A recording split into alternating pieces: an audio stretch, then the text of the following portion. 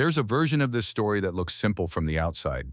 A girl from the Alabama backwoods catches a catfish with her bare hands. The internet goes wild, and she builds a following in the millions. That's the version people know. But the part they keep coming back to, the broken engagement no one ever explained, the years of silence that followed, the terrifying call from a hospital in January 2024, and the moment 60 million strangers suddenly had an opinion about who she was. That's the version worth telling. Because what really happened to Hannah Barron is a lot more interesting than a viral video. It's the story of someone who got exactly famous enough to be misunderstood and handled every bit of it in a way most people couldn't pull off. Crenshaw County, Alabama sits in the southern part of the state, where the roads thin out, the land opens up, and the rhythms of life have more to do with deer season than anything trending online. It's the kind of place where kids grow up knowing the difference between a doe and a buck before they can ride a bike, and where a good day means time spent outdoors, not time spent in front of a screen.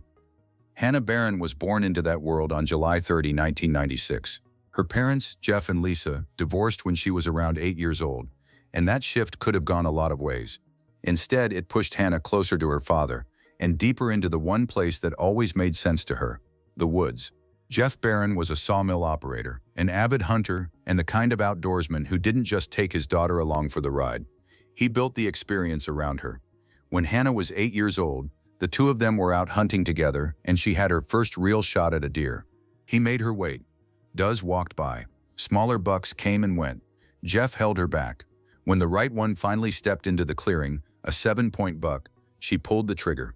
Years later, she said that moment taught her something that went well beyond hunting. If you sit with the discomfort long enough, what you're waiting for eventually steps out. She was cleaning deer herself before age 10. By her teenage years, she was teaching classmates how to weld in school. She was the kid who hunted and fished too much, who didn't fit the mold of what girls were supposed to be interested in, and who got picked on for it more than once. None of that slowed her down. She just kept going back into the woods, kept learning, kept doing exactly what she wanted to do. Somewhere around the time Hannah was 15, her father's new neighbor changed the direction of her life in a way nobody could have predicted. Brad Gavins was the county game warden, and he lived several miles from the Barrons, which by Crenshaw County standards counted as next door. Jeff had helped Brad out by cutting up some logs, and in exchange, Brad offered something unusual. He asked if they wanted to try noodling. Most people have never heard of noodling. It's a method of catching catfish with nothing but your bare hands. You reach into underwater holes, submerged logs, natural cavities along riverbanks, man-made boxes, and wait for a catfish to clamp down on your arm.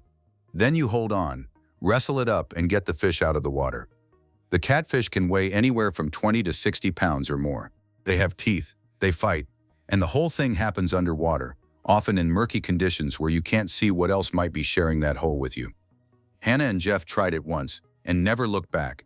It became as central to their summers as deer hunting was to their winters. Hannah had found another language for who she already was: fearless, physical, and completely unbothered by the things that rattled other people. The moment that made the internet pay attention came when Hannah's cousin, Ryan Sanders, pointed a camera at her while she was out noodling and filmed what he saw. The clip showed Hannah reaching into a natural hole, coming up with a 30-pound flathead catfish, and handling it the way most people handle a grocery bag. She posted it to Facebook and Instagram without any particular expectation. Within the first week, it had racked up over 15 million views. Comments flooded in from people who had never been to Alabama, never heard of noodling, and had absolutely no connection to any of it, but couldn't stop watching. The fearlessness, the southern cadence, the total lack of performance. She wasn't trying to impress anyone, and that's exactly what made it impossible to look away. She graduated from Troy University in 2018 with a Bachelor of Science in Communications. But by that point, the real education had already happened in the mud and water of South Alabama. She had an audience now, and more importantly, she had a reason to keep building it. By 2016, Hannah's following was gaining real momentum, and so was a relationship that her audience immediately locked onto. She had started dating Ryan Horton, a fellow hunter from her corner of Alabama. He'd actually found her the same way a lot of her fans had, through social media. He saw a photo she'd posted of her favorite noodling spot and recognized the lake. He'd grown up on it. He sent her a message, she replied, and something real started from there. The two of them fit together in a way that made sense on camera and off it. They hunted together, built a shared world around the same lifestyle, and showed up for each other in the way couples do when things are genuinely good. Hannah's audience loved it. Comments were full of people rooting for them. In October 2018, she posted a photo wishing Ryan a happy 22nd birthday, noting it was the third birthday she'd gotten to spend with him. The caption was warm, personal, and completely unguarded. 2 months later, they were photographed together after a night hunt. 2 deer down, both of them smiling. That photo, posted in December 2018, was the last time Hannah Barron ever publicly acknowledged Ryan Horton. But mid-2019, he was simply gone from her feed. His own Instagram went inactive around the same time. No explanation from either of them, no public statement, no dramatic falling out that anyone in their circle ever confirmed. Just silence. What made it particularly unusual was what multiple sources suggested had happened right around those last photos. That the two had gotten engaged in late 2018, possibly over the Christmas holidays. If that's accurate, the relationship didn't just quietly cool off. It collapsed almost immediately after reaching its highest point, and neither of them ever told anyone why. For a creator who shared as much of her life as Hannah did, that silence hit differently. Fans spent years filling in the gaps with speculation, theories, and questions that never got answers. The unanswered question became its own kind of story, one that followed her into every new chapter she entered. After 2019, Hannah didn't replace what she'd lost with a rebound narrative or a public grieving process. She didn't post vague heartbreak content or hint at what went wrong. What she did instead was quietly shift her focus to the relationship that had never once let her down. Jeff Barron had always been in Hannah's videos, the easy, seasoned presence behind the camera or out in the field beside her. But after 2019, he became a co-lead. The two hunted and fished together across seasons, building content that felt less like a media strategy and more like two people who genuinely wanted to spend their time this way. Hannah even took on the editing work for her dad's own YouTube channel, helping shape his presence online the same way his outdoor knowledge had shaped hers growing up. What the audience watched during those years wasn't someone running from something. It was someone consolidating around what mattered most. The dynamic between Hannah and Jeff on camera had always been easy and real, the kind of chemistry that doesn't come from rehearsal.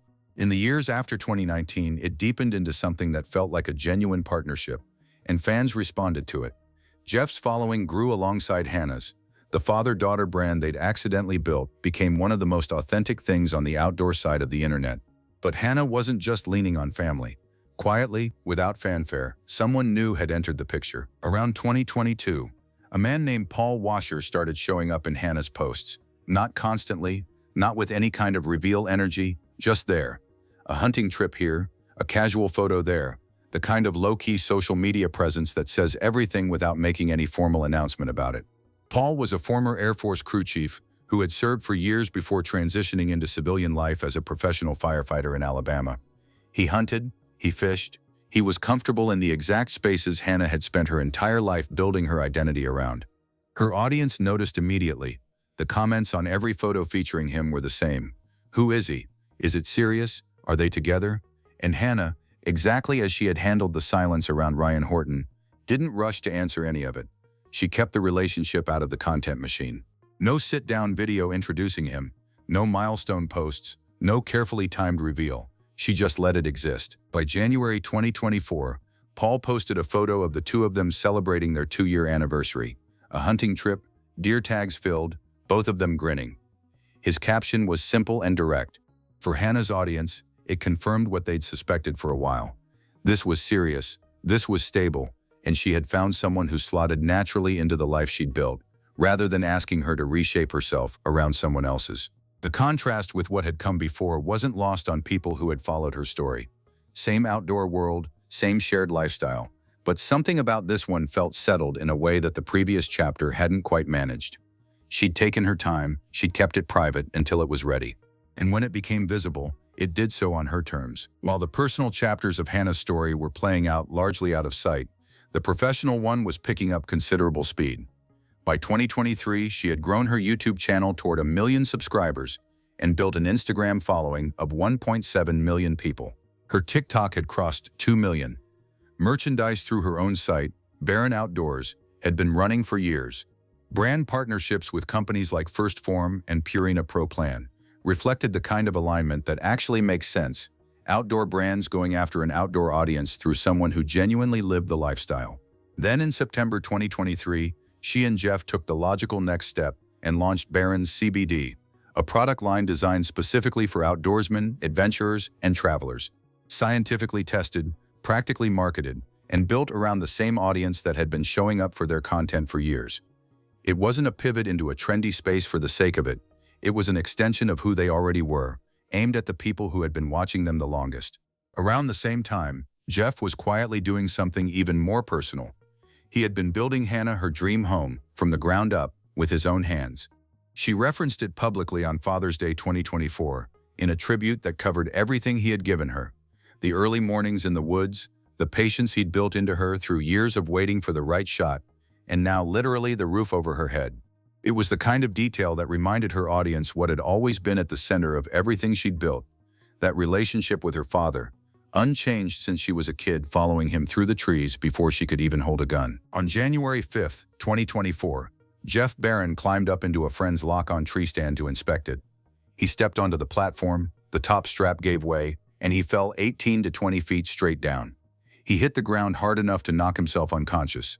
When he came to, he was alone. No phone. No one nearby.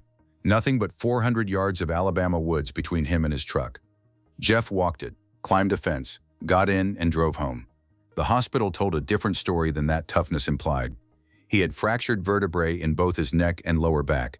His kidney was bruised. And the doctors were direct with Hannah about what was at stake. Those broken vertebrae could shift. One wrong movement, they told her, and the outcome would have been permanent paralysis or worse. The margin between what happened and something catastrophic was not wide. Hannah shared a video from his hospital bedside. Jeff was in a neck brace, banged up and grounded in a way he'd never been before. She was composed, but the fear in her voice was real. She said the words plainly. He was lucky to be alive, lucky not to be paralyzed, and now the job was making sure he stayed that way through the recovery. Jeff's message from the hospital bed was brief and blunt. Get a harness, every single time. It doesn't matter how many years you've been doing it, it only takes once. The video hit her audience hard because of what Jeff meant in the context of Hannah's story. He wasn't just her father. He was her hunting partner from the time she could walk, the person who taught her patience on that first deer hunt, the man who'd been beside her through everything, the viral moment, the failed engagement, the years of building. The idea of losing that was something her followers felt viscerally, and Hannah knew it. She shared what she felt. She didn't protect them from the weight of it. He recovered, he went back to hunting, he went back to building. But 2024 started with a reminder, for both of them, that none of it was guaranteed. On March 8, 2024, a political commentator named Samira Khan posted a clip of Hannah on X. The video was from a house construction project Hannah had been documenting, her and her dad building, her southern accent thick and easy, doing physical work without ceremony. Khan's caption declared that the accent should be illegal, that women shouldn't do manual labor, and that American women were, in her exact words, not feminine at all. Within 3 days, the post had accumulated over 60 million views. Most creators would have run that situation through a PR filter. There would have been a pause, a careful response, maybe a statement that tried to thread some middle needle between addressing it and not elevating it. Hannah posted a video inside the same week and handled it in under 2 minutes. She said she couldn't remember the name of the woman who'd made the comments. She noted that the fact she couldn't remember her name was probably all anyone needed to know about how relevant the critic actually was. Then she did something unexpected. She turned the whole thing into a message about something she'd actually lived. About being the odd kid in high school who hunted and fished when nobody thought that was cool for a girl to do. About being picked on for years. About the women who were now building careers around the same outdoor world she'd grown up in, and how proud she was of all of them. She didn't perform toughness. She didn't reach for anger. She said what she actually thought. And then she closed with advice that spread further than the controversy that had set the whole thing off. Don't be scared to build your own box. Don't try to fit yourself into someone else's. The video pulled 75,000 likes in under 24 hours. The internet sided with Alabama by a significant margin. Khan had handed Hannah Barron one of the most effective introductions to a brand new audience she'd ever had, and she hadn't spent $1 to make it happen. New followers rolled in. Longtime fans felt like they were watching someone they already knew exactly handle the kind of moment she'd been handling since high school. The southern accent that had been weaponized as a criticism became, within about 48 hours, the thing everyone online was suddenly calling magnetic. Here's what's interesting about Hannah Barron's story when you look at all of it together. Every moment that was supposed to be a setback somehow made her harder to dismiss. The viral video made her famous, but it was everything that happened after it that made her matter. The broken engagement that her audience spent years whispering about, she never addressed it. She never had to. She moved forward, stayed focused on what was real, and eventually found something that fit better. The years without a public relationship weren't a gap in her story. They were the years she doubled down on the work, built the business, and tightened the brand partnership with her dad into something that became one of the most genuine dynamics in her whole corner of the internet. The terrifying January in 2024. She shared it openly, grieved in real time in front of her audience, and let them be there for it. And then she and Jeff both got back up and kept going, using the experience to actually help people by pushing the message about tree stand safety in a way that only someone who'd lived through that fear could do credibly. The 60 million view attack, she absorbed it, reframed it, and walked away from it with more followers than she'd started with. None of that is accidental. It's the product of someone who has known exactly who she was since she was 8 years old, watching that 7-point buck step into a clearing, waiting for her dad's signal, and understanding for the first time what patience actually costs and what it pays back. Approaching 1 million subscribers on YouTube, 1.7 million on Instagram, over 2.2 million on TikTok, and a business she co-owns with the person who taught her everything. Hannah Barron is still, at her core, the same girl from Crenshaw County who learned to catch catfish from a neighbor and happened to do it in front of a camera. What really happened to Hannah Barron? She grew up, she built something real. She absorbed every hit that came at her without losing her footing. And at every point when the internet expected a scandal, a collapse, or a dramatic revelation, what they got instead was the same person they'd been watching all along. Exactly who she said she was, exactly where she said she'd be. In the mud, in the woods, doing the things she's always done. That might be the most surprising thing about her story. It's not what she was hiding. It's the fact that there was nothing to hide in the first place.